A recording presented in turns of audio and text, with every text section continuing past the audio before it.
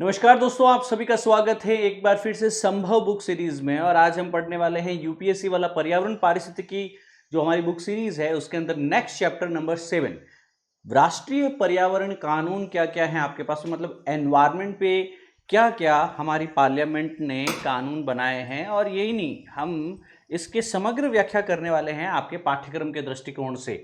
तो जल्दी से क्लास को एक बार यहाँ पे कमेंट करके बता दीजिए audio and video both are clear, so that I have liberty to move ahead. ये टेलीग्राम चैनल है, यहाँ पे क्लास की अपडेट्स, पीडीएफ कंटेंट सब अवेलेबल होगा दोस्तों आपको। आगे बढ़ते हैं और राष्ट्रीय पर्यावरणीय कानून नेशनल एनवायरमेंटल लॉज जो ये शीर्षक है इसकी बात करते हैं। देखिए, भारत में जो है संविधान में पर्यावरण जो है कई सारे जो है आपके पास में अंशों में उसका उल्लेख किया गया, उसके संरक्षण की, उसकी सुरक्षा के कई प्रावधान है। 42वें संविधान संशोधन के बाद में तो हमने यहाँ पे अनुच्छेद 51A क्लॉज जी जो है जोड़ा है, जो पर्यावरण की रक्षा नागरिकों का कर्तव्य या फंडामेंटल ड्यूटीज के अंतर्गत भी देखने को मिल जाएगा। यही डीपीएसपीज में आपको आर्टिकल 48A देखने को मिलेगा, जो कि आपके पास में DPSPs directive principle of state policies के अंतर्गत देखने को मिलेगा। सो डीपीएसपीज के अंतर्गत राज्य की जिम्मेदारी है, आर्टिकल 51A जी के अंतर्गत नागरिकों की भी जिम्मेदारी है आपके पास में। कई सारे संवैधानिक पहलुओं की हम लोग यहाँ पे बात करने वाले। इसके अलावा हम फंडामेंटल राइट्स में भी आर्टिकल 21 देखें तो उत्तम स्वास्थ्य के लिए पर्यावरण का अधिकार जो है एक फंडामेंटल राइट की तरह ही दिखाया गया है ना। तो पर्यावरण विभाग 1980 जो है इसको पर्यावरण व वन मंत्रालय के अंतर्गत आगे जाके कन्वर्ट कर दिया गया। तो इससे पहले आपके पास में एक विभाग के हिसाब से कार्य किया करता था, डिपार्टमेंट था खाली ये। अब ये डिपार्टमेंट नहीं है, ये प्रॉपर अब क्या बन चुका है आपके पास में मंत्रालय। तो 1985 के आसपास में जो है पर्यावरण विभाग जो 1980 में बना था, उसे 1985 में हमने क्या बना दिया है दोस्तों, एक प्रॉपर मंत्रालय। आज ही पर्यावरण वन मंत्रालय जो है इसे पर्यावरण वन व जलवायु परिवर्तन मंत्रालय के रूप में जाना जा रहा है। वर्ष 2014 में जब मोदी जी जीत के आए तो उन्होंने इस मंत्रालय में जलवायु परिवर्तन का भी जो है आपके पास में विभाग कार्यभार वह जोड़ दिया। ठीक है, अब जल प्रदूषण निवारण नियंत्रण अधिनियम 1974 की बात करते हैं कि सर प्रदूषण, सीवेज, बहिस्राव जलधारा हो या बोर्ड जैसे कई सारी चीज़ों को यह एक्सप्लेन करता है, इस परिभाषित करता है। रेगुलेशन कैसे होगा, कौन सी अथॉरिटी यहाँ पे करने वाली, जैसे state pollution control board, central pollution control board, उनके गठन की ये बात करता है ना। उनके विश्लेषण के उद्देश्यों को, उनके उपकरणों को, उनके नमूनों के परीक्षणों की यहाँ पे शक्ति प्रदान करता है। यहाँ पे 1888 के अंतर्गत जो है इस कानून में हमने संशोधन किया और संशोधन के बाद में सेंट्रल पॉल्यूशन कंट्रोल बोर्ड और स्टेट पॉल्यूशन कंट्रोल बोर्ड को नियमों का उल्लंघन करने वाले औद्योगिक संयंत्रों को तत्काल रूप से बंद करने की शक्ति दे दी गई आपके पास में। तो यहाँ पे सीपीसीबी और एसपीसीबी के पास में पावर है कि कोई भी औद्योगिक इकाई या संयंत्र अगर किसी भी तरीके से हमारे नियमों का, विनियमों का, रेगुलेशंस को फॉलो नहीं करता, उल्लंघन कर रहा है ना, जल प्रदूषण कर रहा है, तो उसे सीधा बंद कर दीजिए दोस्तों आपके पास में। तो काफ़ी इंपॉर्टेंट है ये। ठीक है, 1988 तक आते हुए इसको और ज़्यादा हमने एम्पावर कर दिया है दोस्तों। अब सेंट्रल पॉल्यूशन कंट्रोल बोर्ड जो एक एम्पावर्ड बॉडी है, यह पता होना चाहिए कि जल प्रदूषण निवारण व नियंत्रण अधिनियम 1974 के अंतर्गत ही एक स्टैट्यूटरी बॉडी है आपके पास में, एक संविधिक निकाय है दोस्तों। यह वायु प्रदूषण निवारण अधिनियम 1981 के अंतर्गत इसे अधिक शक्तियां व कार्य सौंपे भी गए हैं आपके पास में। ठीक है ना। अब पर्यावरण संरक्षण अधिनियम है ना। तो देखिए, जल प्रदूषण से रिलेटेड भी सीपीसीबी कर रहा है, वायु प्रदूषण से रिलेटेड भी सीपीसीबी कर रहा है, एनवायरमेंट प्रोटेक्शन से रिलेटेड जो प्रावधान है उसमें भी जो है आपके पास में तकनीकी सेवाएं जो है वो सीपीसीबी के द्वारा दी जा रही है। तो CPCB central pollution control board है ना, स्वच्छता पर्यावरण के लिए प्रतिबद्धता, इस प्रकार केंद्रीय प्रदूषण नियंत्रण बोर्ड जो है वह कार्य करता है दोस्तों आपके पास में। यहाँ पे राष्ट्रीय वायु निगरानी कार्यक्रम नेशनल एयर मॉनिटरिंग प्रोग्राम की आपको जानकारी रखनी है, नेशनल एयर मॉनिटरिंग प्रोग्राम। और इसके अलावा water quality monitoring programme, water quality monitoring programme जो है आपके पास में, इन सभी के ऊपर जो देखरेख है, मॉनिटरिंग है, वो किसका रहने वाला है आपके पास में, यह सेंट्रल पॉल्यूशन कंट्रोल बोर्ड के द्वारा किया जाने वाला कार्य। हमारा ministry of environment and forest and climate change जो है, इसने national air quality monitoring programme जो है इसे स्टार्ट किया था, है ना। 600 से ज़्यादा यहाँ पे ऑपरेशनल स्टेटस है, 300 से ज़्यादा सिटीज़, 29 राज्य, 4 केंद्र शासित प्रदेशों के अंतर्गत यहाँ पे जो है ये overall ambient air quality monitoring station जो है इसके अंतर्गत कार्य करते हैं। आगे हम बात करते हैं वायु प्रदूषण निवारण नियंत्रण अधिनियम। वर्ष 1981 के अंतर्गत ये लाया गया था दोस्तों। याद रहे कि स्टॉकहोम सम्मेलन जो है वह 1972 के अंतर्गत आया। उसके जो नियम और निर्णय हुए उनको लागू करने के लिए भारत की संसद ने संविधान के अनुच्छेद 253 का यूज किया और इसे अधिनियमित किया। तो इस माध्यम से वायु प्रदूषण और वायु प्रदूषक जैसे शब्दों को परिभाषित किया गया कि एयर पॉल्यूशन क्या है और एयर पॉल्यूटेंट क्या क्या होंगे। केंद्र और राज्य के अंतर्गत जो है जल बोर्डों की यहाँ पे बातचीत की गई, जैसे वायु प्रदूषण को नियंत्रित करने के लिए भी, रोकने के लिए भी यहाँ पे कार्य सौंपा गया। जो सेंट्रल पॉल्यूशन कंट्रोल बोर्ड है आपके पास में, स्टेट पॉल्यूशन कंट्रोल बोर्ड है, इन्हीं को ही कहीं कहीं जो है ये कार्य सौंपा गया कि आप एयर पॉल्यूशन के ऊपर भी आपको ही क्या करना है, नियंत्रण के ऊपर कार्यभार देखना है। अधिनियम ने राज्य प्रदूषण कंट्रोल बोर्ड के उपकरणों परीक्षण करने के नमूने लेने की शक्ति प्रदान की कि सर आपके पास में जो भी उपकरण है, जो इंस्ट्रूमेंट्स है, आप उनका परीक्षण कर सकेंगे, जो सैंपल्स ले सकेंगे। और आगे जाते हुए इसको 1987 के आसपास में अमेंड में किया गया और इस अमेंडमेंट के द्वारा इसमें ध्वनि प्रदूषण को, साउंड पॉल्यूशन जैसी चीज़ों को भी साथ में ऐड किया गया। साउंड पॉल्यूशन को किस में ऐड किया हमने दोस्तों? वायु प्रदूषण, इसी वायु प्रदूषण निवारण व नियंत्रण अधिनियम 1981 के अंतर्गत। अब याद ही रखना कि 88 के अंतर्गत जो संशोधन किया, सीपीसीबी और एसपीसीबी को जो है उल्लंघन के अंतर्गत ये बोला गया कि कोई भी संयंत्र अगर यहाँ पे नियमों का उल्लंघन कर रहा है तो शीघ्र अतिशीघ्र प्रभाव से उसे बंद कर दिया जाए, ये शक्ति हम आपको देते हैं। तो इस प्रकार यह बॉडी हाईली एम्पावर्ड होती है पॉल्यूशन को रोकथाम करने के लिए, पॉल्यूशन का नियंत्रण करने के लिए। आगे है पर्यावरण संरक्षण अधिनियम। क्या है दोस्तों आपके पास में? एनवायरमेंट प्रोटेक्शन एक्ट की बात करते हैं दोस्तों। इसके ऊपर पहले भी क्वेश्चन आया हुआ है आपके पास में। यह पर्यावरण की सुरक्षा और खतरों से निपटने, पर्यावरण ह्रास संबंधी प्रत्येक स्थिति का त्वरित प्रतिक्रिया सुनिश्चित करने के लिए एक रूपरेखा प्रदान करता है। तो पर्यावरण संरक्षण अधिनियम 1986 भी इसी के अंतर्गत आएगा दोस्तों। पृष्ठभूमि देखी जाए, स्टॉकहोम सम्मेलन जो है आपके पास में जब हुआ था, स्टॉकहोम सम्मेलन 1972 की बात की जा रही है ना। इसी के बाद में जो है पर्यावरण सुधार के उद्देश्यों को लेकर के कई निर्णय लागू किए गए या अधिनियमित किया गया आपके पास में। उसी की पृष्ठभूमि में पर्यावरण संरक्षण अधिनियम 1986। अब याद ये रखना है कि 1986 में जो ये अधिनियम आया, ये भोपाल गैस त्रासदी और पर्यावरण कानूनों की खामियों के जवाब में भारत सरकार ने पर्यावरण को बेहतर बनाने, संरक्षण करने के लिए यह कानून जो है संसद के माध्यम से लाया। क्योंकि भोपाल गैस त्रासदी हुई थी 1984 में हाल ही में, ठीक है ना। इससे पहले स्टॉकहोम कॉन्फ्रेंस में भी हमने कई बड़ी बड़ी बातें की थी और अभी तक कानून नहीं बना था। और उसी कानून के लूप होल्स का प्रभाव जो है, दुष्प्रभाव कह दो, इसका फायदा उठा करके लोग जो है वो भाग खड़े होते थे, भारत में प्रदूषण करते, लोगों को मारते और भाग खड़े होते। तो फिर ये लास्ट में जाते हुए ईपीए कानून हम लेके आए, एनवायरमेंट प्रोटेक्शन एक्ट। ठीक है सर। अब केंद्र सरकार के पास में इसमें कुछ शक्तियां दी गई कि ये अधिनियम जो है पर्यावरण प्रदूषण को रोकने के लिए केंद्र सरकार को व्यापक शक्तियां देता है आपके पास में। सबसे पहले है विशिष्ट मुद्दों के समाधान के लिए प्राधिकरण, अथॉरिटी को स्थापित करना। प्रदूषकों के निवारण न्यूनीकरण के लिए राष्ट्रीय कार्यक्रम, नेशनल प्रोग्राम प्रिपेयर कर सकते हैं। यहाँ पे गुणवत्ता और प्रदूषण नियंत्रण के उपायों के लिए जो स्टैंडर्ड है कि क्या चीज़ जो है वायु गुणवत्ता कब अच्छी है, कब खराब हो रही है, कब प्रदूषण जो है हमारी हदों से बाहर निकल रहा है, वो सारी चीज़ें हम एनवायरमेंट प्रोटेक्शन एक्ट में केंद्र सरकार के पास में है ना, शक्तियाँ है। पर यहाँ पे निम्नलिखित उद्देश्य भी, यहाँ पे जो है निर्देश भी जारी किए गए कि उद्योगों के परिचालन और प्रक्रियाओं को बंद या विनियमित करने के लिए केंद्र सरकार इस ईपीए के अंतर्गत जो है रूल रेगुलेशन जारी कर सकती है, निर्देश दे सकती है। विद्युत, पानी जैसी सेवाओं की आपूर्ति को नियंत्रित करने के लिए भी जो है यहाँ पे सरकार द्वारा निर्देश दिए जा सकते हैं। किसी भी उद्योग को बंद करने, प्रतिबंधित करने, विनियमित करने के उद्देश्य सहित प्रत्यक्ष आदेश जारी किया जा सकता है केंद्र सरकार के द्वारा ईपीए में। अब वही बातें, उपकरणों को जांच, परीक्षण, नमूना लेना है, वायु, जल, मृदा, किसी अन्य पदार्थ के नमूने विश्लेषण ईपीए में हो सकते हैं। संहिताएं, मार्गदर्शिकाएं, मैनुअल जारी करना, है ना। प्रभावी क्रियान्वयन के लिए आवश्यक उपयुक्त माने जाने वाले अन्य विषय जो है उनके ऊपर भी कार्य करना, ताकि इफेक्टिवली जो है आपके पास में एनवायरमेंट प्रोटेक्शन एक्ट काम करे और जो भोपाल गैस त्रासदी हुई, ऐसा कोई और भोपाल गैस त्रासदी भारत में ना देखने को मिले। और लकीली टचवुड आज भी जो है ये भोपाल गैस त्रासदी जो है 1983 लास्ट है, उसके बाद में भारत में ऐसी कोई बड़ी त्रासदी अभी तक तो नहीं हुई है। अब याद ये रखना है आपके पास में कि इस अधिनियम के प्रावधानों का अनुपालन न करने या उल्लंघन करने का भी अपराध या क्राइम माना जाएगा। न्यायालय केवल केंद्र सरकार, उसे अधिकृत प्राधिकारी या व्यक्ति द्वारा के दायर की गई शिकायतों पर ही कार्रवाई कर सकते हैं।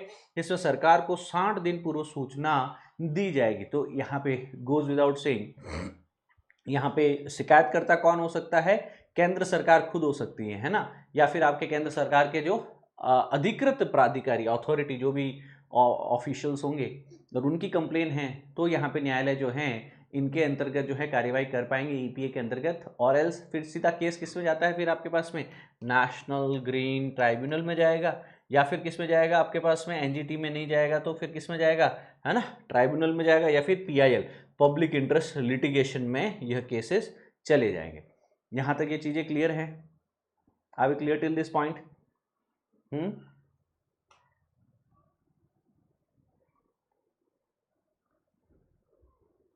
यस। अब इसमें दंड भी है, 5 वर्ष तक का कारावास, 1 लाख तक का जुर्माना भी हो सकता है। लगातार अगर उल्लंघन करते रहेंगे तो 5,000 का अतिरिक्त जुर्माना भी होगा, और लंबे समय तक उल्लंघन करेंगे तो 1 वर्ष से अधिक और 7 वर्ष से कम कारावास भी होगा। तो सोचिए इतने कठोर दंड जो है वह दिए जा सकते हैं एनवायरमेंटल प्रोटेक्शन एक्ट के अंतर्गत।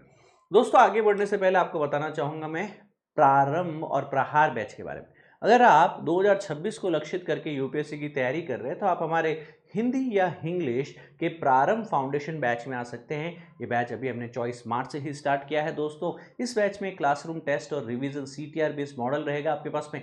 10,999 के बेसिक प्राइस पे आप इसको ज्वाइन कर पाएंगे।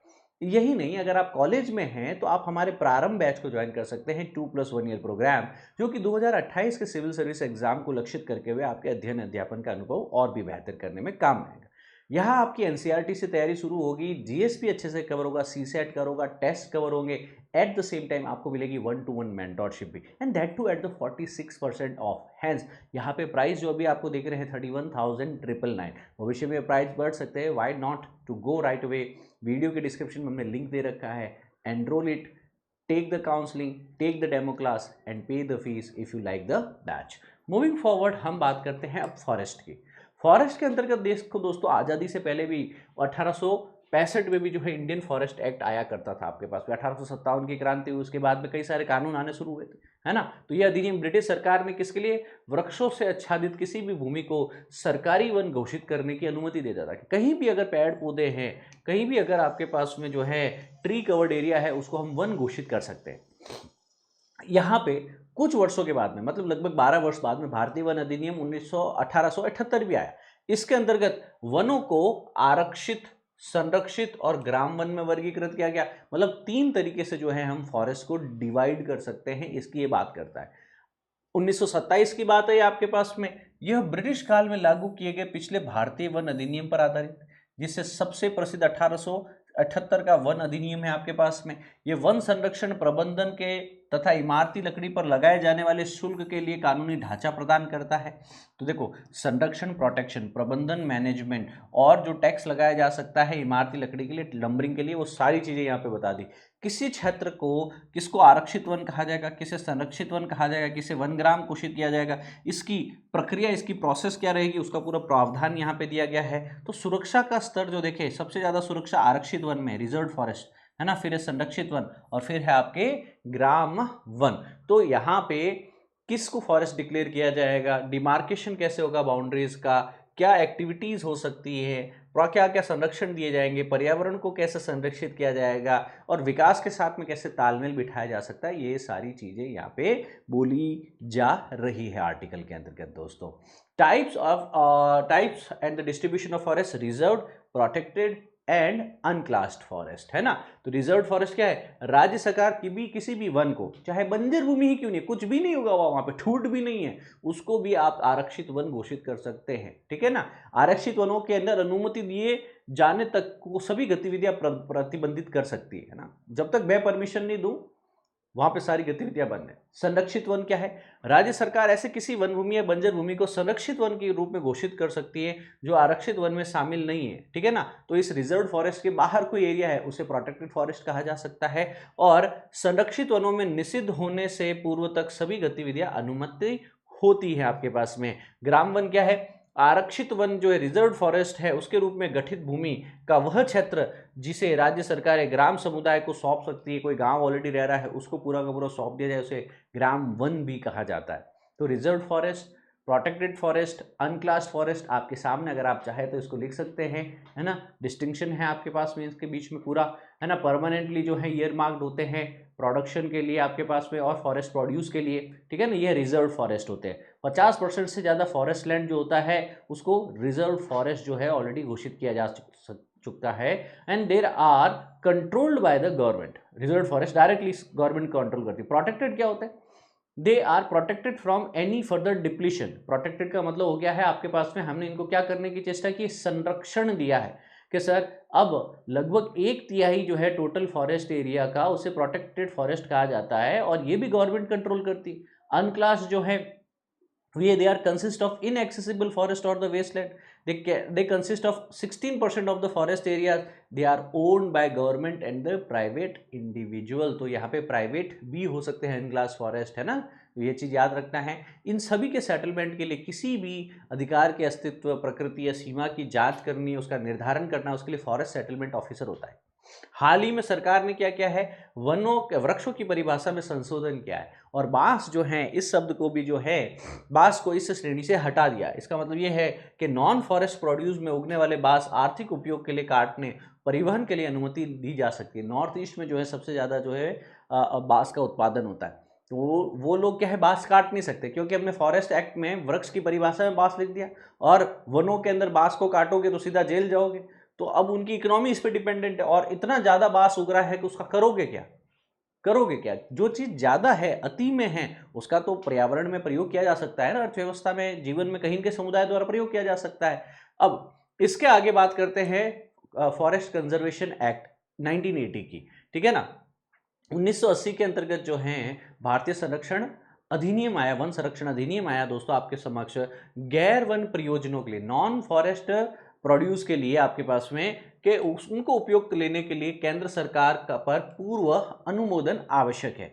इस अधिनियम के अंतर्गत जो है एक सलाहकार समिति जो है इन अनुमोदनों पर भारत सरकार को सलाह देती है। वनों को 4 श्रेणियों में विभक्त किया गया है, वही आरक्षित, ग्राम, संरक्षित व निजी वन, ठीक है ना। अब ओवरऑल अगर लेटेस्ट डेटा देखें ना, Indian state of forest report 2023 का, मैंग्रोव कवर कितना है, लगभग 5000 स्क्वायर किलोमीटर। बाम्बू कवर लगभग आपके पास में कितना है दोस्तों, आपके पास में 1.5 लाख स्क्वायर किलोमीटर है, इसमें भी लगभग 5000 स्क्वायर किलोमीटर बड़ा ही है। कार्बन स्टॉक जो है आज की तारीख में भारत में वो है 7000 मिलियन टन, ठीक है।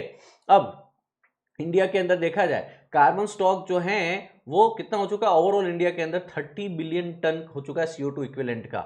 India has reach 2.2 billion tons of additional carbon sink as against the target of 2.5 by 2030 compared by the base year of the 2005। ये बहुत important Indian state of forest report अभी हाल ही में ये रिलीज की गई है आपके पास में। याद ये रखना है दोस्तों आपको कि यह रिपोर्ट 2 साल में एक बार जारी की जाती है। लास्ट टाइम यह रिपोर्ट जारी की गई थी वर्ष 2021 में, है ना, और अब ये रिपोर्ट 2023 के अंत में, 2024 में, यह शुरुआत में, 2024 के जाते जाते ये रिपोर्ट जारी की गई। पर ISFR 2023 है रिपोर्ट की टाइटल, आपको याद रखनी है। That's it. यहाँ तक चीज़ें क्लियर है दोस्तों आप लोगों को? I hope things are quite clear to all of you. Yes, भारतीय जो अपने वन संरक्षण संशोधन अधिनियम लेके आए थे ना अभी अपन 2023 में, इसमें हमने क्या किया था कि जो अधिनियमित वन संरक्षित संशोधन अधिनियम था, इसमें डीम्ड फॉरेस्ट के दायरे को स्पष्ट किया गया, वन भूमि प्रबंधन से संबंधित चिंताओं का समाधान किया गया। एक्चुअली हो क्या रहा है ना कि हमारा एक्सपेंड तो हो रहा है फॉरेस्ट कवर, पहले 2013 में हमारे पास में जितना था फॉरेस्ट कवर तो बढ़ रहा है, और यहाँ पे फायर इंसिडेंट भी साथ साथ बढ़ रहे हैं। जैसे फायर हॉटस्पॉट जो है पहले आपके पास में लगभग 2.25 लाख थे आपके पास में फायर हॉटस्पॉट्स जो है, उसमें भी यहाँ पे उपस्थिति अच्छी खासी देखने को मिली है। अब वन संरक्षण के संबंधित प्रावधान क्या क्या है, अधिनियम के अंतर्गत वन भूमि का दायरा क्या होगा कि वन अधिनियम या किसी अन्य कानून के तहत घोषित वन भूमि 25 अक्टूबर 1980 के बाद वन के रूप में अधिसूचित भूमि होगी। 1996 12 दिसंबर के पहले वन से गैर वन उपयोग में इसको परिवर्तित किया गया है या नहीं किया गया है। अधिनियम से किस किस को छूट दी गई, कोई रास्ता बनाओगे सड़क और रेलवे का, है ना। इसके लिए 0.10 हेक्टेयर तक आप यूज कर सकते हो। सुरक्षा संबंधी अगर कोई इंफ्रास्ट्रक्चर बना रहे हो उसमें 10 हेक्टेयर यूज कर सकते हो। वामपंथी उग्रवाद प्रभावित जिलों के लिए सार्वजनिक उपयोगिता परियोजनाओं के लिए 5 हेक्टेयर जमीन दी जा सकती है। तो ये सारा इसी कानून में एक एक्सेप्शन के रूप में जोड़ा गया है। रणनीति कोई अंतर्राष्ट्रीय सीमा है, वास्तविक नियंत्रण रेखा है, एलएसी नियंत्रण रेखा के आसपास में जो है राष्ट्रीय सुरक्षा परियोजनाओं के लिए छूट दी जा सकती है वन संरक्षण के अंतर्गत, ठीक है ना। वन भूमि का आवंटन जो है उसके लिए पूर्व अनुमोदन की आवश्यकता होती है कि किसी भी इकाई को वन भूमि आवंटित करने के लिए केंद्र सरकार की परमिशन लेनी होगी और यह केवल निजी संगठनों तक सीमित नहीं है। और प्रॉपर आपके पास में रेगुलेटरी यहाँ पे सर्वेलेंस भी होगी, मॉनिटरिंग होगी। केंद्र सरकार को ऐसे कार्यों के लिए एक नियम व शर्तों निर्धारित करने का भी अधिकार है ना। अब इन सब चीज़ों के बाद में जब फॉरेस्ट एक्ट आया, वाइल्ड लाइफ प्रोटेक्शन एक्ट आया, चिपको मूवमेंट, बिश्नोई इंसिडेंट हुआ, 1980 का ये जॉइंट फॉरेस्ट मैनेजमेंट का जो आपके पास में कामकाज हुआ, लास्ट में आता है 1988 का राष्ट्र वन नीति। क्या आ रहा है दोस्तों आपके पास में? National forest policy. इसमें क्या हो रहा है?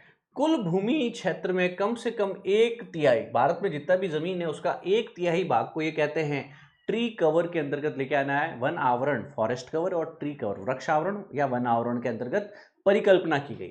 तो Indian state of forest report के अनुसार वन क्षेत्र को इस प्रकार परिभाषित किया गया है: कोई भूमि जो 1 हेक्टेयर से अधिक क्षेत्रफल की हो और जहां वृक्षों का घनत्व कम से कम 10% से अधिक हो, चाहे उस भूमि का स्वामित्व, कानूनी स्थिति कुछ भी हो, चाहे सरकारी हो चाहे आपके पास में प्राइवेट हो, किसी भी कंडीशन के अंतर्गत वह भूमि जो है वन क्षेत्र के रूप में दर्ज होना अनिवार्य है आपके पास में। इसमें बगीचे, बांस और ताड़ के पेड़ भी शामिल होते हैं, ठीक है।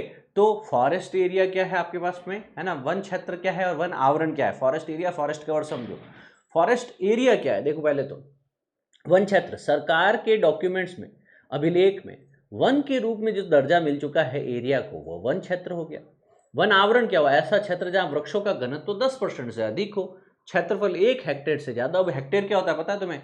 100 मीटर लंबाई और 100 मीटर चौड़ाई का जो भूखंड होता है 100 बाई 100 का, इसको क्या कहते हैं हम लोग? 1 हेक्टेयर जमीन कहते हैं, ठीक है। अब जो फॉरेस्ट एरिया है ना, वह तो वन अधिनियम 1927 जैसे कानूनों के तहत जो है वन के रूप में भूमि की कानूनी स्थिति को दर्शाता है। जबकि फॉरेस्ट कवर जो है ये तो वन विभाग की एक रिपोर्ट का उल्लेख करता है कि किस एरिया में जो है पर हेक्टेयर के अंदर 10% से ज़्यादा ट्री डेंसिटी है। सो ऑब्वियसली फॉरेस्ट एरिया प्रशासनिक रूप से यूज़ किया जाता है, जबकि फॉरेस्ट कवर वो है वो भौतिक विशेषताओं के आधार पर यूज़ किया जा रहा है ना। तो ये कुछ बेसिक सी चीज़ें जो आपको पता होनी चाहिए दोस्तों, ठीक है। अब इसके आगे आया वर्ष 2006 के अंतर्गत फॉरेस्ट राइट्स एक्ट, वन अधिकार अधिनियम। इस अधिनियम के अंतर्गत भारत में कई लोगों को जो जो वंचित हैं वन अधिकारों की, उनकी बहाली का भी प्रावधान है कि जो संरक्षण है, लोगों की आजीविका के अधिकार है जो वनों के ऊपर जीवित हैं, है ना। तो एक यूनिफाई करना, एक स्थानीय स्वशासन को यहाँ पे मजबूत किया गया आपके पास में कि व्यक्तिगत अधिकार, सामुदायिक अधिकार, अन्य अधिकार, पट्टा वितरण, ये सब वन अधिकार अधिनियम 2006 के अंतर्गत आते हैं। यूपीएससी ने इस पर प्रश्न भी बना रखा है ऑलरेडी। तो पहली बार वन अधिकार अधिनियम जो है वह मान्यता उनको दी गई और उनको सुरक्षा प्रदान की गई व्यक्तिगत अधिकारों को अतिरिक्त सामुदायिक अधिकारों के साथ में। जैव विविधता, सांस्कृतिक विविधता के संबंधित बौद्धिक संपदा और पारंपरिक ज्ञान का अधिकार, विस्थापित समुदायों के अधिकार, विकास संबंधी गतिविधियों पर अधिकार। यहाँ पे आप देखने की चेष्टा करेंगे राइट्स दे रखे हैं कि सर टेन्योरियल सिक्योरिटी है फॉरेस्ट लैंड पे under the occupation prior to the 2005, recognition of the community right over the forest and the forest produce, protection and conservation of community forest resource, conservation of all forest village and habitation located inside forest land into the revenue villages, in situ rehabilitation of displaced persons evicted without compensation prior to the 2005 13 December। सो यहाँ पे एक ancestral रूप से ये सारी चीज़ें हैं कि सर पारंपरिक वनवासी जो समुदाय यहाँ पे रहते हैं तो उनके लिए यहाँ पे जो है नोडल एजेंसी रहेगी आपकी मिनिस्ट्री ऑफ ट्राइबल अफेयर्स, जनजातीय कार्य मंत्रालय। तो जो लघु वन उपज है यहाँ पे, है ना, उसको एकत्रित करने, उसका प्रयोग करने, उसे निपटने, उसके स्वामित्व का अधिकार भी इनका ही रहेगा दोस्तों आपके पास में। प्रॉपर ये 2006 का कानून बना और 2008 से जो है ये लागू हुआ। इस अधिनियम के तहत जो है जो वन में रह रहे हैं लोग, वनवासी हैं, उनके अधिकार वंशानुगत हो गए, लेकिन उन्हें स्थानांतरित या बेचा नहीं जा सकता। कोई आदमी ये नहीं कह सकता कि मेरे दादा का जमीन का टुकड़ा है ये फॉरेस्ट का, अभी मेरे पास में है, मैं जो है अडानी अंबानी को या आपको भेज दूँ, बोले संभव नहीं। यह वंशानुगत जरूर है, उससे उसके बेटे को, उसके पोते तक भी वो जमीन का अधिकार चला जाएगा बाद में, भविष्य में, समय के साथ, जनरेशन के साथ में, पर वो बेच नहीं सकता, स्थानांतरित नहीं हो सकता, ट्रांसफर नहीं हो सकता उसका टाइटल। तो आरक्षित और संरक्षित वनों के साथ राष्ट्रीय उद्यान हो चाहे अभ्यारण्य हो, सब जगह पे जो भी आपके पास में हिस्टोरिकल इनजस्टिस हुआ है फॉरेस्ट डेवलपर्स के साथ में, उसको एक तरीके से रिस्टोर किया गया। इस अधिनियम के पहले से अगर अधिकारों को मान्यता तो देता था, पर प्रयोग पहले से ही राष्ट्रीय उद्यान अभ्यारण्यों के पात्र व्यक्तियों द्वारा किया जा रहा था। पर मौजूदा में वनवासियों के लिए जो भूमि का पट्टा सुरक्षित किया गया, उन्हें कोई अधिकार नहीं दिया जा रहा था, वो सारे अधिकार इनको दिए गए। स्वामित्व अधिकार है, उपयोग अधिकार है, रिलीफ और डेवलपमेंट राइट्स हैं, ये सारे उनके अधिकारों को रीस्टोर किया गया दोस्तों एक तरीके से। यही नहीं, वन प्रबंधन के भी अधिकार दिए गए कि सामुदायिक वन संसाधन जो है उनकी सुरक्षा, पुनरुत्थान, संरक्षण, प्रबंधन का अधिकार भी इनके पास में। वनों में रहने वाली अनुसूचित जनजातियां जो हैं दोस्तों आपके पास में, उसके लिए वन अधिकार अधिनियम के तहत अधिकारों का दावा करने का मानदंड भी इनके पास रहने वाला है दोस्तों। I hope this is quite clear to all of you, ठीक है ना।